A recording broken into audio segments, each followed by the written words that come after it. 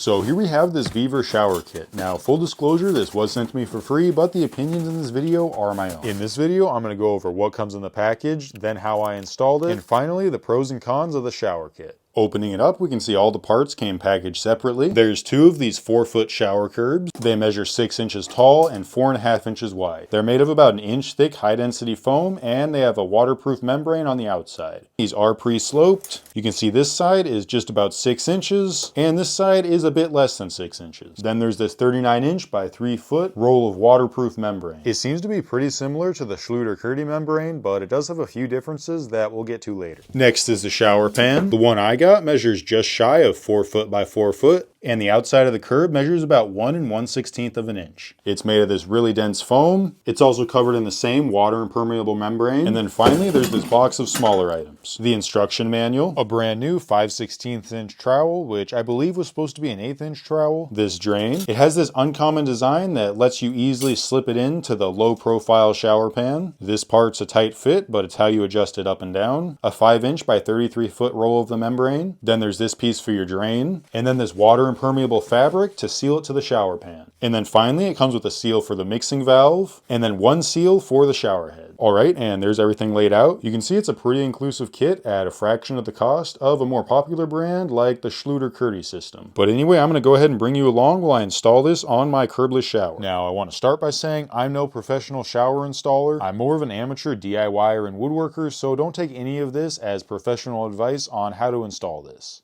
Anyway, first I marked out the dimensions of my shower pan, and then I cut it out using a utility knife and a straight edge. Fits pretty well. I went ahead and put down a couple coats of red guard so the mortar has a better surface to bond to, and then I cut a hole for the drain. I just mixed up this bucket of unmodified thin set, and I'm going to use it to set the shower tray. First, I keyed in the thin set, and then I spread it out with the notched side. I made sure to back butter the shower pan, and then I set it in place. Then I put a piece of cardboard on top just to be safe, and I stomped it down. After pressing it all the way down, I put some more thin set in the center, and then put in the drain flange. Then after making sure it was level, I put on that pre-cut waterproofing membrane.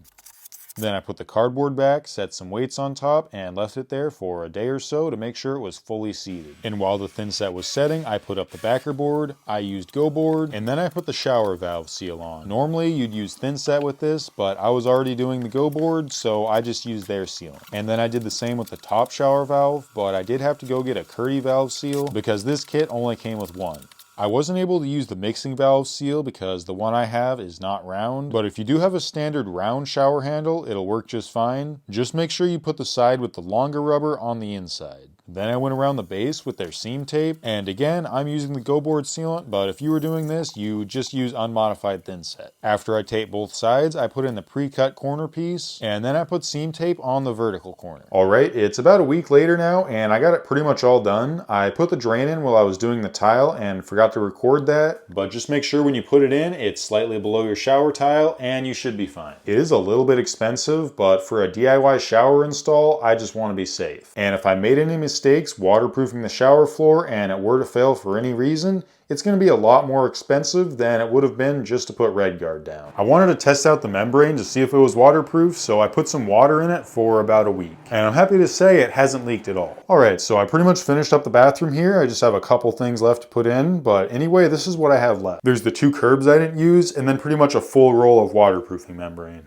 And the reason I didn't use this fabric is because it's to waterproof the floor and walls, but on my walls, I was already using a waterproof backer board, so I didn't need to put this on. Anyway, the install was pretty simple, but now I want to get into what I don't like about this system. And first off is going to be this drain here. There's really nothing wrong with it. It should work just fine. My only problem is I wish they had some different options for the drain color and design, because I went with golden hardware and then black hardware, so it doesn't really match to have a silver drain. Now, the second thing is actually going to be this fabric here. It's really fuzzy, which was a bit annoying with the glue I was using, and it was also pretty annoying when I was using the mortar. They say it's supposed to make it easier to brush on the mortar, but I found it the opposite. And seeing how the Schluter-Curdy membrane is smooth, it doesn't seem necessary for this to be all fuzzy. Now, I haven't messed around with the Curdy-Schluter membrane that much, so I can't say if this is normal or not, but as you can see here, this stuff rips pretty easily. So you gotta be real careful with it when you're installing it, so you don't rip any holes in it. That's not a big deal on the curbs or the shower pan because the fabric's already glued to the foam,